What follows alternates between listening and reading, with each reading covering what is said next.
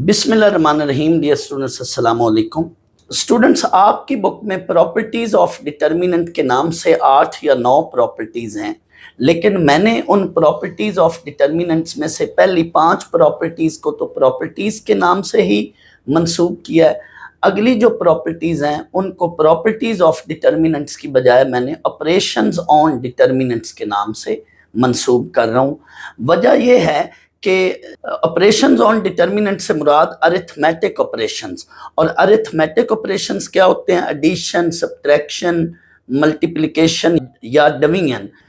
तो मैंने जो बाकी 3 या 4 प्रॉपर्टीज हैं उनको मैंने प्रॉपर्टीज की बजाय ऑपरेशंस ऑन डिटर्मिनेंट इसलिए नाम दिया है क्योंकि वहां पे रो या कॉलम में से कोई नंबर कॉमन लिया जा रहा है, या रो को रो में ऐड किया जा रहा है, या रो को रो से सब्ट्रैक्ट किया जा रहा है, कॉलम को कॉलम में ऐड किया जा रहा है या कॉलम को कॉलम से सब्ट्रैक्ट किया जा रहा है, या कोई नंबर जो है किसी रो से या कॉलम से कॉमन लिया जा रहा है, या किसी रो को किसी नंबर से हम अपनी तरफ से मल्टीप्लाई कर रहे हैं तो साथ डिवाइड भी कर रहे हैं।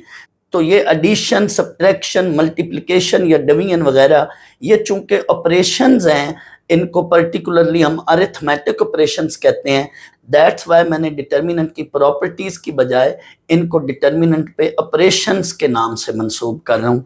तो ऑपरेशंस ऑन डिटर्मिनेंट्स अब हम पढ़ते हैं, ये कौन कौन से ऑपरेशंस हैं जो हम डिटर्मिनेंट पे अप्लाई कर सकते हैं और कौन कौन से ऑपरेशंस ऐसे होंगे जो हम डिटर्मिनेंट पे अप्लाई नहीं कर सकते।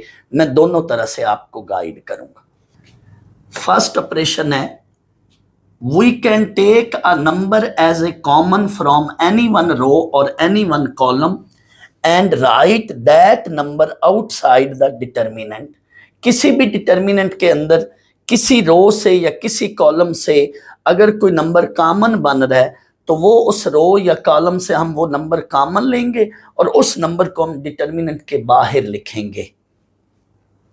फॉर एग्जाम्पल, ये हमारे पास एक डिटर्मिनेंट है 2739। मैंने इस डिटर्मिनेंट की पहले वैल्यू को डायरेक्ट सॉल्व किया है, 18 माइनस 21, तो हमारे पास आंसर आया -3। आप स्टूडेंट्स अगर गौर करें, ये जो सेकंड रो है इससे 3 कॉमन आ रहा है, तो हम सेकंड रो से 3 कॉमन लेंगे। तो आगे मैंने यही बात लिखी है, टेकिंग 3 कॉमन फ्रॉम R2 लिख लें या फ्रॉम सेकंड रो लिख लें, मर्जी आपकी। तो सेकंड रो को हम R2 के नाम से मंसूब कर रहे हैं, दैट्स वाई डायरेक्ट हम R2 लिख रहे हैं।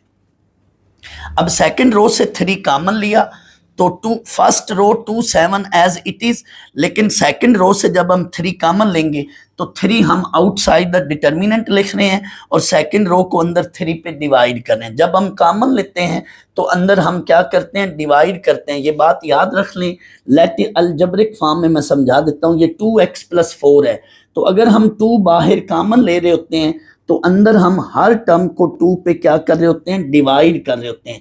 तो याद रख लें, जब भी हम कॉमन लेते हैं तो इनफैक्ट हम अंदर हर टर्म को क्या है? डिवाइड कर रहे होते हैं। तो हम डायरेक्ट ये स्टेप लिख लेते हैं, 2 कॉमन लिया, अंदर x + 2, ये डिवीजन वाला स्टेप हम नहीं लिखते। तो याद रख लें, जब भी बाहर हम कॉमन लेते हैं तो अंदर हम हर टर्म को क्या करते हैं? डिवाइड करते हैं। अब इधर देखें, मैं सेकंड रो से 3 कॉमन ले रहा हूं, तो इट मीन सेकंड रो की हर एंट्री को मैं 3 पे अंदर क्या करूंगा? डिवाइड करूंगा। जब हम कॉमन लेते हैं तो अंदर क्या करते हैं? डिवाइड करते हैं। तो 3 कॉमन लिया तो यहाँ पे 3 से डिवाइड करें तो 1, 9 को 3 से डिवाइड करें तो 3। अब मैंने यहाँ पे इक्वल का साइन डाला है कि इस डिटर्मिनेंट और इस डिटर्मिनेंट में फर्क कोई नहीं। आप चेक कर लें इसका ओवरऑल आंसर, आप चेक कर लें इसका ओवरऑल आंसर वही आएगा जो इधर आया था। ये देखें 3 बाहर। अब आप इस डिटर्मिनेंट को सॉल्व करें, 6 - 7, 6 - 7, 6 में से 7 को सब्ट्रैक्ट करें, अंदर -1 बना, 3 × -1 दैट इज -3। तो आप कॉमन लिए बगैर आंसर देखें वो भी -3, और फर्स्ट रो से 3 कॉमन लिया, कॉमन लेकर चेक कर लें तब भी फाइनली आंसर क्या आया? -3 आ रहा है। तो स्टूडेंट्स, यहाँ पे आप एक रिजल्ट या कंक्लूजन निकाल सकते हैं क्या? कि डिटर्मिनेंट हमें इजाजत देता है, हमें अलाउ करता है कि आप किसी एक रो से या किसी एक कॉलम से कोई नंबर कॉमन ले सकते हैं। अगर रो या कॉलम में कोई नंबर कॉमन पड़ा है तो हम उस रो से या उस कॉलम से वो नंबर कॉमन उठाकर बाहर लिख सकते हैं, आउटसाइड द डिटर्मिनेंट हम लिख सकते हैं। लेकिन स्टूडेंट्स मैट्रिक्स के अंदर ऐसा नहीं है। फर्ज कर लो ये एक मैट्रिक्स है 2 7 3 9, तो सेकंड रो से 3 कॉमन ले रहे हैं, तो फर्ज कर लो मैं सिर्फ सेकंड रो से 3 कॉमन ले लूं, तो मैट्रिक्स के अंदर ऐसा नहीं कर सकते हम। लेट अगर मैं ये कर रहा हूं तो ये गलत स्टेप है, ऐसा मैट्रिक्स के अंदर हम नहीं कर सकते, क्योंकि मैट्रिक्स में से जब हम कोई चीज कॉमन लेते हैं तो वो तमाम रो से लेते हैं, तो मैट्रिक्स में ऐसा करने की हमें इजाजत बिल्कुल नहीं है। तो ये काम या ये बात सिर्फ डिटर्मिनेंट के अंदर हम कर सकते हैं। अब इसी ऑपरेशन 1 से रिलेटेड मैंने मजीद कुछ एग्जांपल्स बनाई हैं ताकि आपको मजीद कुछ बातें क्लियर हों। अब ये एक मैंने डिटर्मिनेंट बनाया है, इसको सॉल्व कर लें पहले। 18 - 12, इसका आंसर 6 आया। आप स्टूडेंट्स अगर गौर करें तो इस डिटर्मिनेंट में फर्स्ट रो में 2 कॉमन पड़ा है और सेकंड रो में 3 कॉमन पड़ा है। तो मैंने एक ही स्टेप में ये दो बातें इकट्ठी कर ली हैं, taking 2 common from R1 and 3 common from R2। First row से 2 कॉमन लिया है, सेकंड रो से 3 कॉमन लिया है। फर्स्ट रो से जब आप 2 कॉमन लेंगे तो 2 मैंने बाहर लिखा और अंदर क्या बनेगा 1 एंड 2, और सेकंड रो से जब मैंने 3 कॉमन लिया तो 3 मैंने बाहर लिखा और सेकंड रो क्या बन गई 1 एंड 3। आप चाहते तो ये 2 और 3 कॉमन लेने वाला काम आप 2 अलग अलग स्टेप में कर लेते। फर्स्ट स्टेप में आप 2 कॉमन लेंगे, फर्ज कर लो आप 2 कॉमन लेते हैं तो 1 2, सेकंड रो वैसे रहेगी। अब अगले स्टेप में आप जो है सेकंड रो से 3 कॉमन लेंगे तो 2 पहले का बाहर पड़ा है। अगले स्टेप में सेकंड रो से 3 कॉमन लेंगे तो 1 2 एंड यहाँ बनेगा 1 3। यूं 2 स्टेप्स करके भी कर सकते हैं, बट मैंने इन दोनों स्टेप्स को इकट्ठा एट ए टाइम किया है, तब भी एक ही बात है, आप अलग अलग स्टेप्स में भी कर सकते हैं।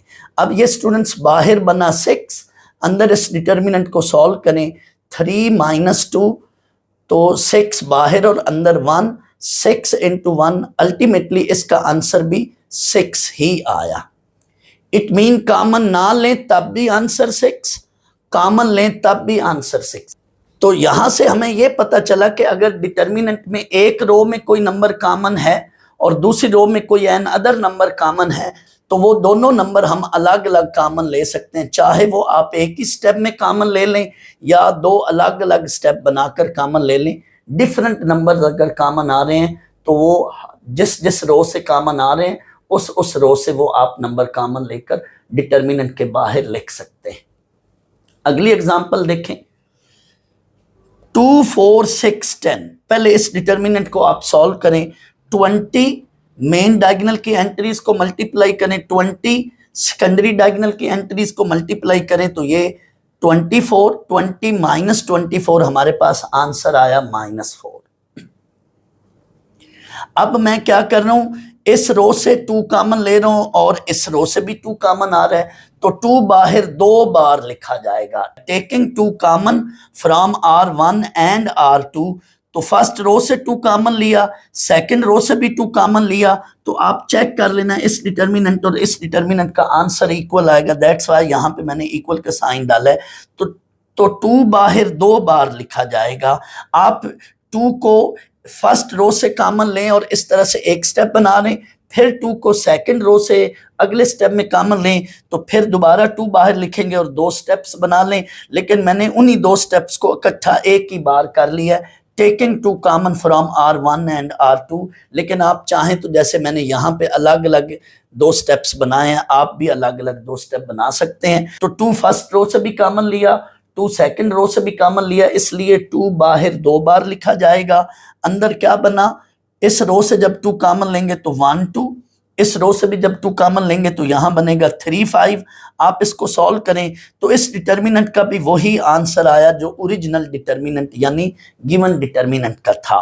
कोई स्टूडेंट यहाँ पे ये भी सवाल कर सकता है कि सर आप first row and second row से 2 कॉमन ले रहे हैं, लेकिन फर्स्ट कॉलम और सेकंड कॉलम से भी 2 कॉमन बन रहा है। तो स्टूडेंट्स आप ऐसा भी करके देख लें, आप ये एक्सपेरिमेंट कर लें, फर्स्ट कॉलम से और सेकंड कॉलम से 2 कॉमन लें तो 2 बाहर 2 बार बनेगा, और जब आप अंदर जो डिटर्मिनेंट बनेगा उस डिटर्मिनेंट को सॉल्व करेंगे, फाइनली इसका भी आंसर -4 ही बनेगा। आप चेक कर लेना, आप देख लेना। तो यहाँ पे हमें ये भी नतीजा मिल रहा है कि अगर किसी डिटर्मिनेंट में दोनों रोज में या दोनों कॉलम्स में कोई चीज कॉमन बन रही है तो वो बाहर एक बार नहीं लिखी जाएगी, वो बाहर उतनी बार लिखी जाएगी जितनी रोज हैं, क्योंकि डिटर्मिनेंट हमें इस बात की इजाजत देता है कि आप कोई नंबर अगर एक रो से भी कॉमन निकलता है तो वो बाहर कॉमन ले लें। लेकिन यहाँ पे आप वही नंबर फर्स्ट रो से भी कॉमन आ रहा था और सेकंड रो से भी कॉमन आ रहा था, तो दैट्स वाई उतनी बार हमने बाहर लिखा जितनी उसकी रोज हैं, या जिस जिस रो में कोई नंबर कॉमन पड़ा होता है वो बाहर हम लिखते हैं। सेम नंबर है तो उतनी बार वो रिपीट होगा जितनी रोज हैं, लेकिन अलग नंबर्स हैं तो वो फिर आपस में मल्टीप्लाई हो जाते हैं। तो ये 2 and 2 ये भी फाइनली मल्टीप्लाई होगा, लेकिन आंसर वही आया जो ओरिजिनल डिटर्मिनेंट का है। मैट्रिक्स में स्टूडेंट्स अगर ये सीन हो तो 2 बाहर एक बार ही लिखा जाएगा। मैट्रिक्स में जब तमाम रोज से कोई चीज कॉमन निकलती है तो तब हम कॉमन लेते हैं। इधर मैंने ये चीज कही थी कि सेकंड रो से सिर्फ कॉमन आ रहा है तो हम ऐसा नहीं कर सकते, लेकिन मैट्रिक्स में अगर तमाम रोज से कोई चीज कॉमन आ रही है तो फिर हम कॉमन लेंगे, लेकिन एक बार ही लिखेंगे बाहर। इसमें 2 रोज हैं, दोनों रोज में 2 कॉमन है तो मैंने 2 बाहर लिखा है, लेकिन एक बार बाहर लिखा है। मैट्रिक्स में से जब हम अंदर से कोई चीज कॉमन लेते हैं तो वो नंबर बाहर एक बार लिखा जाता है। फर्दर कुछ मैंने इंपॉर्टेंट बातें की हैं, ये बड़ी अहम टिप है, ये बड़ी इंपॉर्टेंट टिप है, इसको आपने गौर से समझना है। स्टूडेंट्स फर्ज कर लो ये मैंने एक मैट्रिक्स लिया है 1 2 3 5, आप इसका थोड़ी देर के लिए डिटर्मिनेंट बना लें। 1 2 3 5 ये डिटर्मिनेंट। अब स्टूडेंट्स इस मैट्रिक्स को मैंने 2 से मल्टीप्लाई किया, 2a बाहर 2 लिखा, अंदर 1 2 3 5। अब स्टूडेंट्स ये 2 जब मैट्रिक्स से मल्टीप्लाई होगा तो अंदर तमाम रो से मल्टीप्लाई होगा, 2 4 6 10। अब फिर मैंने दोबारा जान के यहां से 2 कॉमन लिया है। मेरा एक मकसद है, मैट्रिक्स से जब हम स्टूडेंट्स कोई नंबर कॉमन लेते हैं तो वो बाहर एक बार ही लिखा जाता है। 2 रोज हैं लेकिन बाहर एक बार लिखा है, ये मेरा एक मकसद है। इधर मैंने मल्टीप्लाई किया है लेकिन आगे फिर मैंने कॉमन लिया, यहाँ पे मेरा एक मकसद है, जानबूझ के अगेन मैंने कॉमन लिया। अब इसी बात को एक और अंदाज में मैं पेश करता हूँ। फर्ज कर लो मेरे पास ये एक डिटर्मिनेंट है, ये डिटर्मिनेंट है 2 4 6 10, 2 4 6 10। इस डिटर्मिनेंट को आप सॉल्व करें तो इसका स्टूडेंट्स जो आंसर आएगा वो 20 -24, आंसर आया -4। अब स्टूडेंट्स यहां से गौर करें, फर्स्ट रो से 2 कॉमन आ रहा है, सेकंड रो से भी 2 कॉमन आ रहा है, तो taking 2 common from R1 and R2। तो ये जुमला मैंने नहीं लिखा, बस आप समझ लें, इसको देख लें। तो 2 फर्स्ट रो से भी कॉमन आया, 2 सेकंड रो से भी कॉमन आया। आपकी मर्जी है 2 स्टेप्स अलग अलग बना लें या एक ही स्टेप में ये कॉमन वाली बात कर लें। तो 2 into 2 बाहर 2 पावर 2, अंदर ये हमारे पास डिटर्मिनेंट बना 1 2 3 5। आप इसको ओवरऑल सॉल्व करें तो इसका भी आंसर यही आएगा, आप चेक कर लें। बाहर 4, अंदर 5 -6, 5 -6 दैट इज -1, और बाहर 4, तो इसका भी आंसर वही -4 बन रहा है। बट मैं कहना क्या चाहता हूं, गौर से समझना मेरी इस बात को। इसका मतलब ये हुआ कि फर्ज कर लो हमारे पास कोई भी डिटर्मिनेंट है, what ever is the determinant, इधर कोई भी डिटर्मिनेंट है, हमने उस पूरे डिटर्मिनेंट को k से, हमने उस पूरे डिटर्मिनेंट को अंदर k से मल्टीप्लाई किया है। जब ऐसा सीन हो तो इट मीन उस डिटर्मिनेंट की तमाम रोज को हम k से मल्टीप्लाई कर रहे हैं। लेकिन जब डिटर्मिनेंट की पर्टिकुलर वैल्यू दी जाए और आपको कोई नंबर मेंशन किया जाए बाहर, तो वो अंदर मल्टीप्लाई आप किसी एक रो से या किसी एक कॉलम से कर सकते हैं। मैं ये बात एक्चुअली कहना चाह रहा हूं कि फर्ज कर लो मैं आपको कहूं कि इस 3 को अंदर मल्टीप्लाई करें, तो आप किसी एक रो से या किसी एक कॉलम से मल्टीप्लाई करते हैं। फर्ज कर लो यहां पे मैं कहता हूं कि ये 3 को आप इस डिटर्मिनेंट के अंदर मल्टीप्लाई करें। जब डिटर्मिनेंट के बाहर कोई नंबर पड़ा है और उसको आप अंदर मल्टीप्लाई करते हैं, तो किसी एक रो से या किसी एक कॉलम से मल्टीप्लाई करते हैं। जैसे हम कॉमन भी किसी एक रो से या किसी एक कॉलम से लेते हैं, तो इसी तरह से यहाँ भी हम जब मल्टीप्लाई करेंगे तो किसी एक रो से या किसी एक कॉलम से मल्टीप्लाई करेंगे। लेकिन ऐसी फॉर्म जब हो कि डिटर्मिनेंट के अंदर से, जब ऐसी फॉर्म हो कि किसी पूरे मैट्रिक्स को के से मल्टीप्लाई किया है, स्टूडेंट्स ये अब हमारे पास कोई डिटर्मिनेंट है, what ever is the determinant, इसके अंदर ये मैट्रिक्स था, इसका ये डिटर्मिनेंट। अब मैट्रिक्स को हमने पूरे मैट्रिक्स को के से मल्टीप्लाई कर दिया। इट मीन मैट्रिक्स की हर रो को हमने के से मल्टीप्लाई कर दिया और फिर हमने उसका क्या ले लिया, डिटर्मिनेंट। अब सोचना है, समझना है इस बात को। इट मीन के ए का मतलब है कि मैंने मैट्रिक्स की हर रो को के से मल्टीप्लाई किया और फिर उसका के ए डिटर्मिनेंट ले रहा हूं। इट मीन के ए डिटर्मिनेंट का ये मतलब हुआ कि ए मैट्रिक्स की हर रो के साथ के मल्टीप्लाई खा चुका है, के मल्टीप्लाई हो चुका है। स्टूडेंट्स ये जो के ए डिटर्मिनेंट है, इसका ये मतलब है कि ए डिटर्मिनेंट की तमाम रोज के साथ के मल्टीप्लाई हो चुका है, क्योंकि मैट्रिक्स के साथ हम मल्टीप्लाई कर चुके हैं के को। जब हम उसका डिटर्मिनेंट ले रहे हैं तो इट मीन ये तमाम रो से के मल्टीप्लाई हो चुका है, किसी एक रो से या किसी एक कॉलम से नहीं मल्टीप्लाई हो चुका। ये के जो है ये तमाम रो से मल्टीप्लाई हो चुका है। इस डिटर्मिनेंट की हर रो में के पड़ा है, हर रो में के पड़ा है, इस डिटर्मिनेंट की हर रो में के पड़ा है।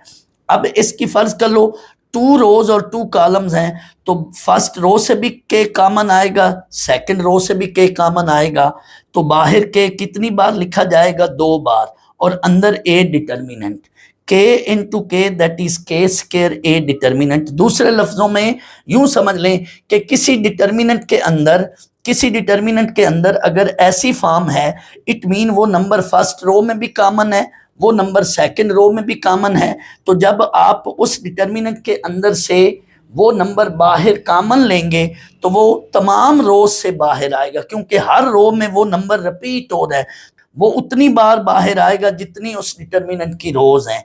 तो के बाहर 2 बार आया तो ये बन गया के स्क्वायर इंटू ए डिटर्मिनेंट, ये वाला सीन। अब फर्ज कर लो ए का ऑर्डर 3x3 है, फर्ज कर लो मैट्रिक्स ए का ऑर्डर 3x3 है और हमने उस मैट्रिक्स को के से मल्टीप्लाई करके फिर डिटर्मिनेंट लिया, तो इसका ये मतलब हुआ कि अब ये डिटर्मिनेंट की तमाम रोज के साथ के पड़ा है, क्योंकि के जो है मैट्रिक्स की हर रो से मल्टीप्लाई खा चुका है। इसलिए के ए अब जो डिटर्मिनेंट है, ये इस डिटर्मिनेंट का ये मतलब हुआ कि इसकी तमाम रोज के साथ के मल्टीप्लाई अंदर हो रहा है। और जब हम डिटर्मिनेंट में से कॉमन लेंगे, अब हर रो के साथ के मल्टीप्लाई अंदर हो रहा है, तो कॉमन भी हर रो से बाहर आएगा। तो के बाहर कितनी बार कॉमन आएगा, 3 बार, क्योंकि इसकी 3 रोज हैं। जैसे ये 2 बार बाहर आया, 2 रोज में कॉमन है। जब ऑर्डर 3x3 होगा तो 3 बार बाहर कॉमन आएगा, तो इसका ये मतलब है के क्यूब ए डिटर्मिनेंट।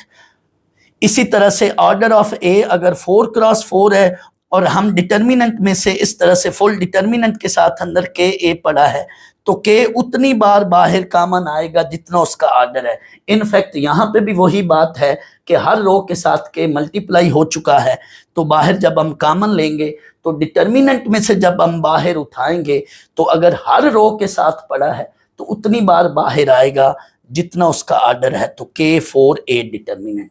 लेकिन स्टूडेंट्स मैट्रिक्स में ऐसा नहीं है।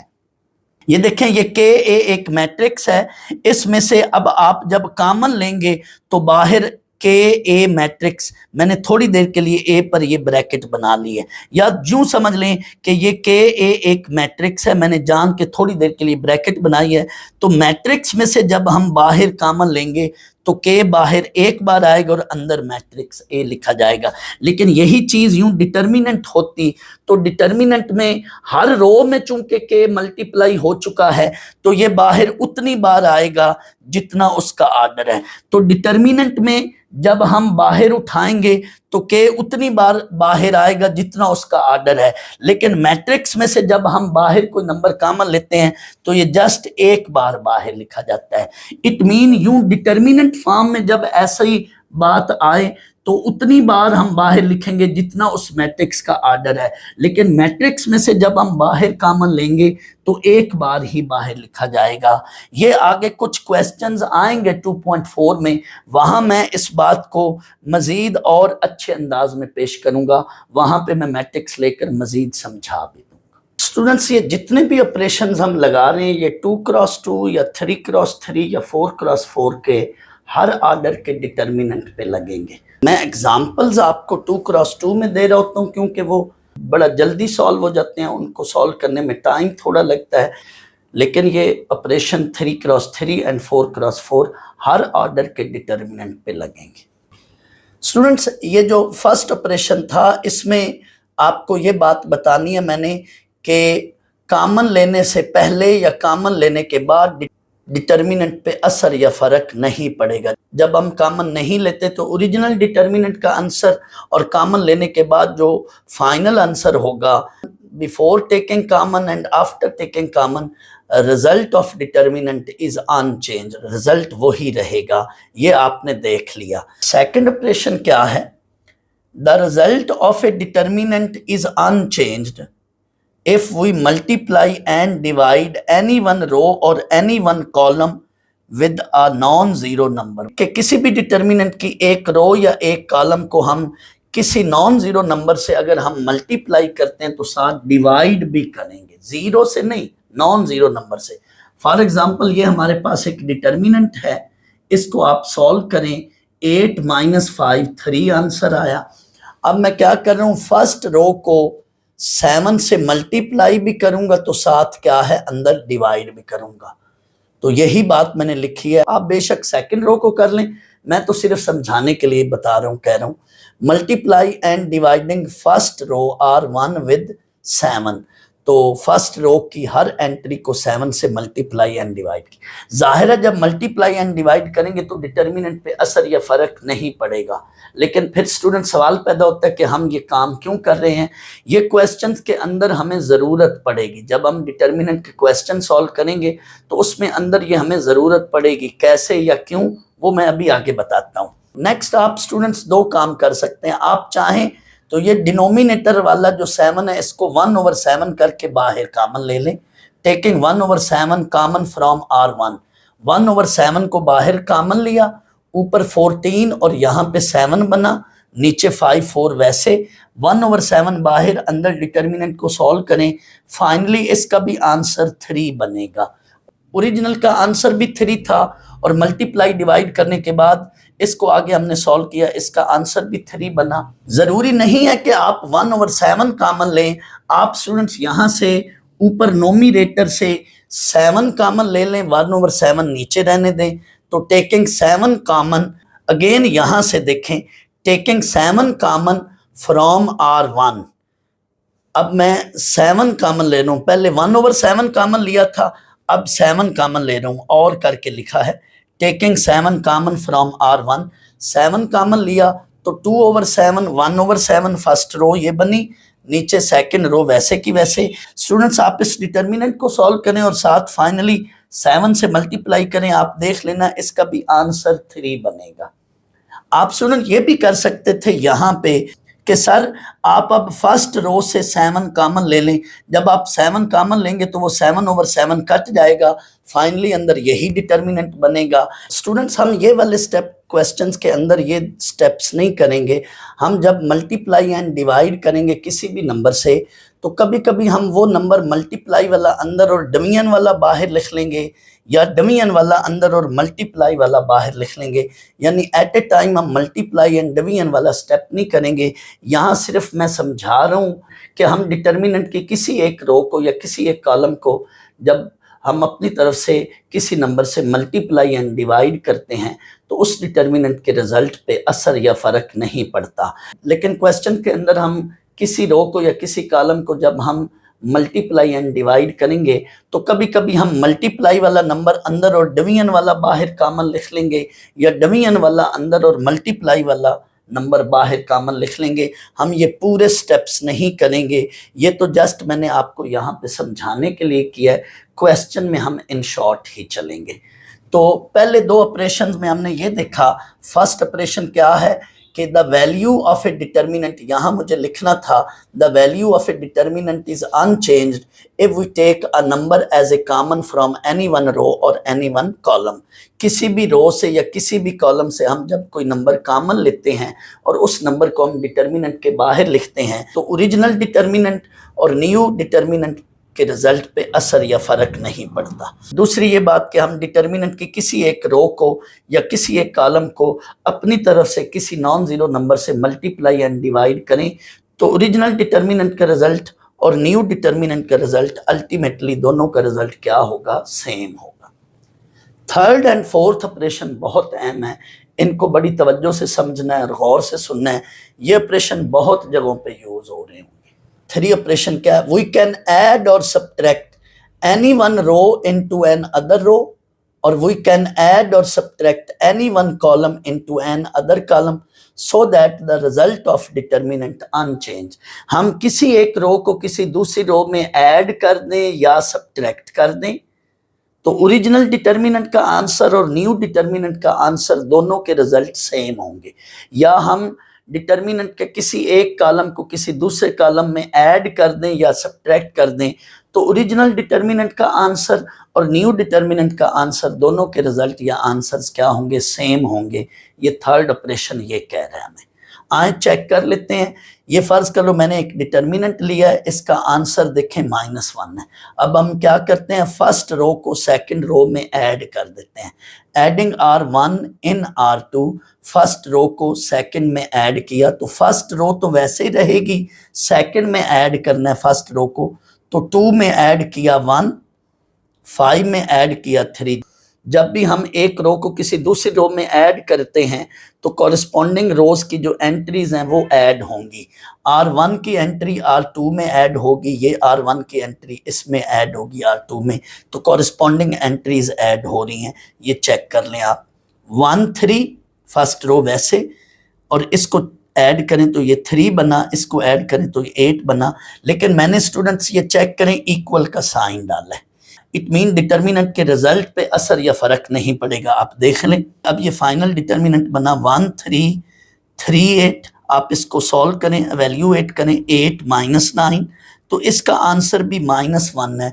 ओरिजिनल डिटर्मिनेंट का भी आंसर -1 था, न्यू या रिजल्टिंग डिटर्मिनेंट का आंसर भी -1 है। स्टूडेंट्स ये जो ऑपरेशन मैंने लिखा है एडिंग R1 इन R2, इसको आप यूं भी लिख सकते हैं R2 + R1।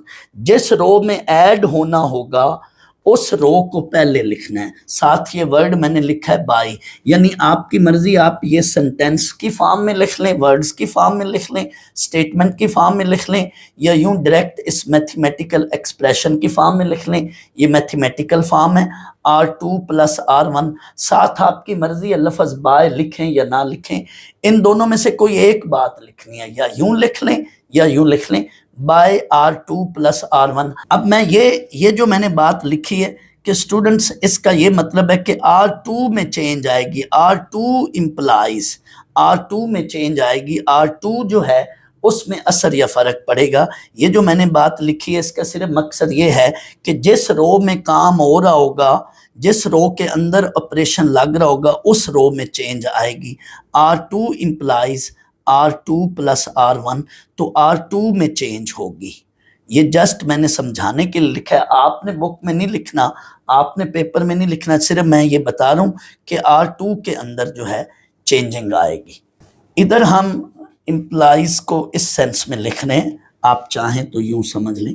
नेक्स्ट, सिर्फ ऐड करना मकसूद नहीं है, मैंने सब्ट्रैक्ट कर लिया।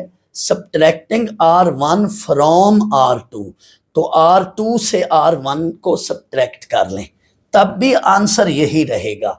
फर्स्ट रो वैसे, अब R2 में से R1 को सब्ट्रैक्ट कर रहे हैं, तो ये देख लें 2 - 1 5 - 3 ये।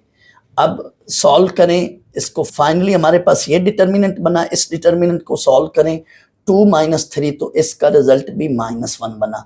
तो आप इस स्टेटमेंट की फॉर्म में लिख लें या यूं मैथमेटिकल एक्सप्रेशन की फॉर्म में लिख लें बाई R2 - R1। और ये भी मैंने इसी तरह से लिखा है कि चेंज R2 में आएगी, R2 में चेंज आएगी, R2 इंप्लाइज R2 - 1, तो R2 पर असर या फर्क पड़ेगा। तो आप देख लें R2 में असर या फर्क पड़ा, लेकिन डिटर्मिनेंट का रिजल्ट वही आएगा। जरूरी नहीं आप रो को रो में ऐड या सब्ट्रैक्ट कर रहे हैं, आप कॉलम को कॉलम में ऐड या सब्ट्रैक्ट करें तो भी फाइनल डिटर्मिनेंट और ओरिजिनल डिटर्मिनेंट दोनों के रिजल्ट्स जो होंगे वो सेम होंगे। फोर ऑपरेशन भी इसी तरह से है। यहाँ तो जस्ट हम सिंपल रो को रो में ऐड या सब्ट्रैक्ट करें या कॉलम को कॉलम में ऐड या सब्ट्रैक्ट कर लें, लेकिन ऑपरेशन 4 क्या है, गौर से सुनना, गौर से देखना। वी कैन ऐड और subtract a scalar multiple of a row into another row, यानी हम किसी रो को किसी नंबर से मल्टीप्लाई करके किसी दूसरी रो में ऐड या सब्ट्रैक्ट कर सकते हैं। और we can add or subtract a scalar multiple of column into an other column so that result of determinant is unchanged। Determinant के रिजल्ट पे असर या फर्क नहीं पड़ेगा। ऑपरेशन 4 की ये एग्जांपल है। फॉर एग्जांपल ये मैंने एक डिटर्मिनेंट लिया यही वाला, इसका रिजल्ट है -1। अब हम क्या ऑपरेशन लगा रहे हैं, multiplying R1 with 3 and adding it in R2। First row को हम 3 से मल्टीप्लाई करके सेकंड रो में ऐड कर रहे हैं। या आप इसको इस फॉर्म में लिख लें, स्टेटमेंट की फॉर्म में, या मैथमेटिकल फॉर्म में यूं डायरेक्ट लिख लें। R2 में चेंज आएगी, R2 में हम ऐड कर रहे हैं 3R1 को। तो ये स्टेप आपने स्टूडेंट रफ में करना है, यानी R1 पे असर या फर्क नहीं पड़ेगा, असर या फर्क किस पे पड़ेगा, R2 में। जो रो हम पहले लिख रहे होते हैं उस रो में असर या फर्क पड़ेगा, या जो कॉलम हम पहले लिख रहे होते हैं उस कॉलम पे असर या फर्क पड़ेगा। जब हम ऑपरेशन 3 या ऑपरेशन 4 में से कोई भी ऑपरेशन लगा रहे होंगे तो जो रो या कॉलम हम पहले लिख रहे होंगे इस फॉर्म में, उसी रो या कॉलम में असर या फर्क पड़ेगा।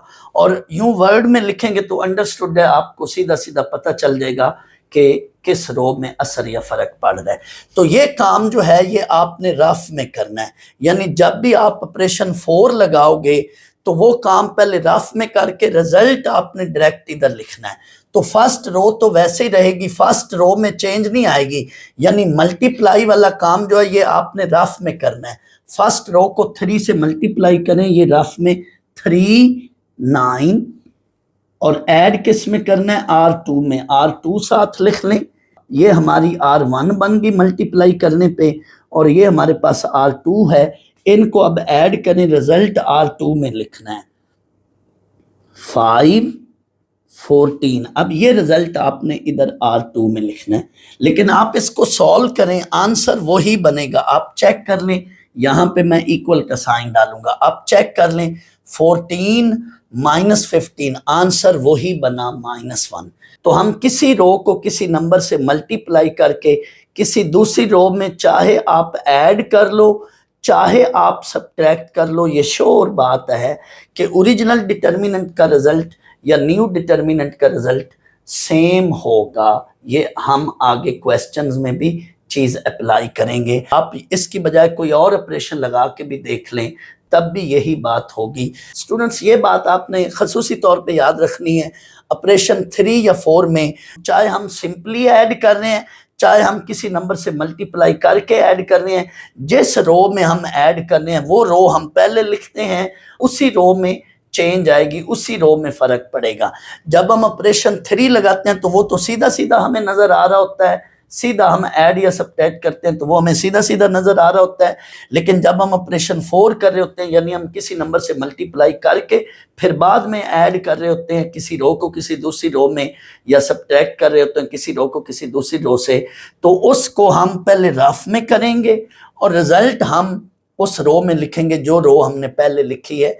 और यहाँ पे जो फर्स्ट रो होगी वो वैसे ही रहेगी, उसमें चेंज या असर नहीं पड़ेगा।